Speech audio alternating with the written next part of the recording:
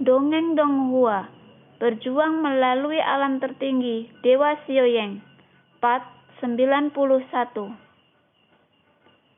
Regresi di ranah? Seharusnya tidak. Bahkan jika kamu tidak berlatih, tidak akan ada hal aneh seperti penurunan kekuatan. Mata Xiaoyan yang padat penuh dengan keraguan setelah mendengar kata-kata itu. Namun, kelinci Pingyun tidak menjelaskan terlalu banyak. Sepertinya ada sesuatu yang tidak bisa diungkapkan. Sekarang ada orang di luar, tidak nyaman untuk mengatakannya. Xiao, pukul dia sampai mati untukku. Dia benar-benar memanggilku kelinci mati dan menghinaku. Mata merah Pingyun itu terbakar amarah dan dia tampak sangat marah. Xiaoyan tidak segera menjawab Pingyun itu, tetapi berbalik untuk melihat Xiaoyan.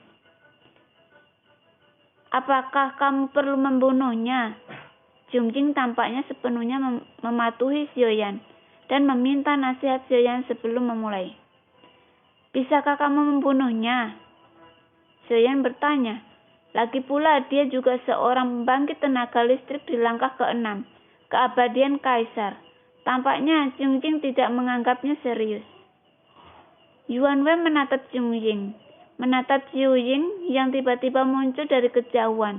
Pupil matanya tiba-tiba mengecil. Sementara Xiaoyan dan Xiaoyan sedang berbicara, Yuan Wei langsung mengangkat tangannya. Kekosongan itu terdistorsi seolah-olah telah berubah menjadi cermin. Hanya Yuan Wei yang melangkah keluar dan menghilang. Kalian berdua masih berbicara omong kosong. Semua orang lari. Kelinci Pingyun tiba-tiba meraung. Xiaoyan masih terburu-buru, lalu berbalik untuk melihat Xiaoyan dan bertanya, mengejar atau tidak? Kelinci Pingyun di sampingnya sangat marah. Melihat berdua yang membunuh ribuan pisau akan berbicara omong kosong dan lari kembali ke istana Dewa Berburu. Xiaoyan tampak berpikir, lalu menggelengkan kepalanya ke arah Xiaoyan. Sudahlah. Orang yang membunuh Xian Dao menghina Ben Rabbit, jadi lupakan saja. Pingyun Rabbit tiba-tiba melebarkan matanya karena marah. Dan setelah mendengar kata-kata Xiaoyan, dia menjadi marah. Tidak, Xiao mengejarku. Aku harus membunuhnya. Tidak peduli seberapa keras kelinci Pingyun itu, wajah Xiaoyan setenang air. Dia melirik ke kelinci Pingyun dengan datar. Dan kemudian tetap tidak bergerak. Xiaoyan mendekati perlahan, lalu menatap Pingyun dan berkata, aku berjanji, aku akan membunuh orang ini, tapi tidak sekarang. Kenapa? Dia sendiri adalah kesempatan bagus untuk melenyapkan. Pingyun menatap Xiaoyan dengan bingung. Jika mereka menunggu 8 dewa abadi untuk berkumpul bersama, maka tidak akan mudah untuk menyelesaikannya. Dewa itu abadi. Status di istana Dewa Berburu tidak boleh rendah. Jika kamu membunuhnya sekarang, itu setara dengan menyatakan perang di istana Dewa Berburu. Pada saat itu, aku takut tidak harus berdarah. Dalam perjalanan kembali, Xiaoyan dengan sungguh-sungguh melihat mata kelinci Pingyun. Begitu kata-kata Xiaoyan keluar, Pingyun Rabbit tidak melanjutkan, dan setelah berpikir sejenak, dia mengangguk dengan serius. Masuk akal. Setelah selesai berbicara, Xiaoyan melihat kehampaan di sekitarnya. Superstar surgawi yang asli telah hancur berkeping-keping pada saat ini, dan meteorit yang tak terhitung jumlahnya terbang menuju kehampaan. Sebuah bintang dihancurkan seperti ini dan menghilang selamanya dalam ketiadaan ini.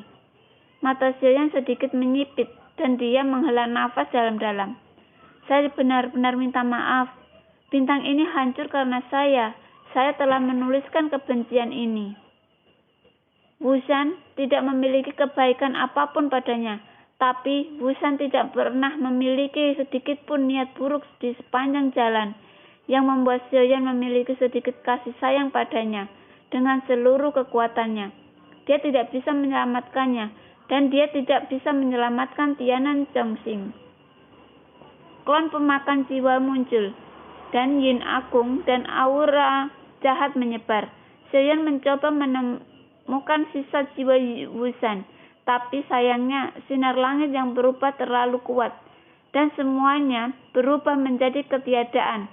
Bahkan jejak tidak ada sisa yang tersisa. Xiaoyan mengepalkan tinjunya melawan ketiadaan dan matanya menunjukkan tatapan dingin dan tegas. Ayo pergi. Xiaoyan tidak berhenti, membiarkan Xiaoyan kembali ke reruntuhan roh dan kemudian berkata dengan lembut dengan mata acuh tak acuh. Suasananya tampak sedikit bermartabat dan kelinci Bingyun juga merasakan sesuatu dan itu menjadi jauh lebih tenang saat ini. Dengan keras kelinci Bingyun berubah menjadi tubuhnya dan kemudian Xiaoyan duduk bersila di punggung kelinci Bingyun dan setelah jeda dia bergegas menuju kehampaan. Hanya saja arahnya tidak menuju ke Xiaoyan Wuxing dan Xiaoyan juga menyadarinya saat ini. Ini bukan arah menuju Xiaoyan. Permaisuri sudah meninggalkan Xiao Yuxing. Ayo pergi ke Ventin Star sekarang. Hitung waktunya. Permaisuri dan yang lainnya seharusnya sudah tiba di Ventin Star. Bingyun rapid menjawab. Setelah selesai berbicara, Xiaoyan tidak bertanya, tetapi memilih untuk menutup matanya dan secara sadar memasuki pagoda roh kekosongan Yinsen. Xiaoyan tidak tahu berapa lama waktu yang dibutuhkan untuk pergi ke bintang Viantin, tetapi selama waktu ini Xiaoyan memilih untuk memperkuat latihan. Di gerbang pertempuran yang sebenarnya, sosok Yuan Wei di depan Xiaoyan mengembun. Menatap Yuan Wei, Xiaoyan meraung dan menyerang dengan seluruh kekuatannya. Satu pukulan. Yuan Wei fiktif meninju keluar dari gerbang pertempuran yang sebenarnya. Seluruh tubuh Xiaoyan runtuh seketika, dan ia langsung membunuh tanpa ketegangan. Xiaoyan tidak menyerah. Sosoknya yang hancur kembali mengembun dan terus menyerang Yuan Wei, tetapi hasilnya tidak terkecuali. Yuan Wei hanya membutuhkan satu gerakan untuk langsung melenyapkan Xiaoyan. Dan di pintu tempur yang sebenarnya itu adalah salinan lengkap dari Yuan Wei kekuatan. Artinya, jika Xiaoyan memilih untuk melawan Yuan Wei pada saat itu, atau jika Bingyun Tu tidak mengambil tindakan tepat waktu, ajalnya akan sangat menyedihkan, dan dia tidak akan menjadi lawannya sama sekali. Baik klon Yuan She dan klon pemakan jiwa juga didapatkan di pintu tempur yang sebenarnya. Setelah operasi pembentukan kehidupan, segel bintang 3 di antara alis Xiaoyan berkedip dan kekuatan Yinsa yang dibentuk oleh ribuan jiwa diselimuti. Kedua belah pihak bertarung tinju lagi. Kali ini Xiaoyan tidak terbunuh oleh satu pukulan, tapi setelah tabrakan, lengannya meledak, semua tulangnya hancur, dan lengan yang berlawanan meledak di saat berikutnya. Lengan lainnya mengayun keluar lagi, tetapi dengan hasil yang sama. Bahkan jika dua klon digabungkan, mereka masih bukan lawan Yuan Wei. Detik berikutnya yang terakhir meninju tubuhnya, tubuh Xiaoyan cacat, dan dia terbunuh lagi. Kesenjangan besar dalam kekuatan, bahkan jika semua kekuatan digunakan, itu bukan lawan.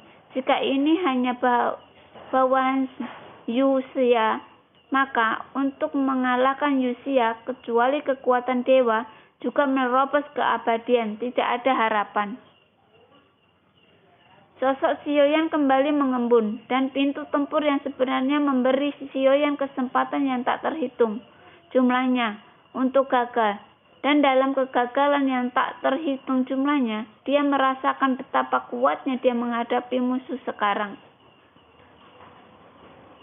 Meskipun kekuatan Xiaoyan meningkat sangat cepat, musuh yang dihadapinya juga semakin kuat dan kuat. Perasaan ini membuat Xiaoyan merasa tidak berdaya. Xiaoyan dapat mengandalkan 9 bayi dan binatang iblis di Liungshu, tetapi ini bukan solusi jangka panjang. Jadi, Xiaoyan harus menemukan cara untuk membuat dirinya lebih kuat. Dewa ini adalah puncak dari dewa pertempuran bintang 8. Untuk menerobos keabadian, kita harus mencari lebih banyak keberuntungan. Tetapi selain itu, sudah waktunya klon Taisu lahir. Guman Xiaoyan. Di cincin luar angkasa